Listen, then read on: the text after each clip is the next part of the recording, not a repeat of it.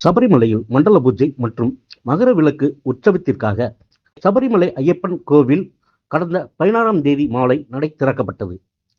சபரிமலை ஐயப்பன் கோவிலில் மண்டல கால பூஜைகளுக்காக நடை திறக்கப்பட்டுள்ள நிலையில் தினமும் ஆயிரக்கணக்கான பக்தர்கள் சுவாமி தரிசனம் செய்ய வந்துள்ளனர். கட்டுக்கடங்காத கூட்டத்தால் பக்தர்களை கட்டுப்படுத்த காவல்துறையினரும் திணறி வருகின்றனர்.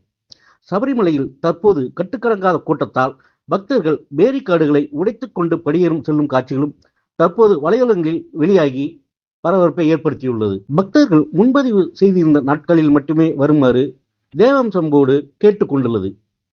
தற்போது முன்பதிவு உள்ளவர்கள் மட்டுமே நிலக்கல்லில் இருந்து பம்பாவுக்கு அனுமதிக்கப்பட்டு வருவதாகவும், சபரிமலையில் கூட்ட நெரிசலை கட்டுப்படுத்த நிலக்கல்லில் மட்டும் ஸ்பாட் புக்கிங் ஏற்பாடு செய்யப்பட்டுள்ளதாகவும், தினமும் 20,000 பக்தர்களுக்கு மட்டுமே ஸ்பாட் புக்கிங் செய்யப்படுவதாகவும் கூறப்படுகிறது.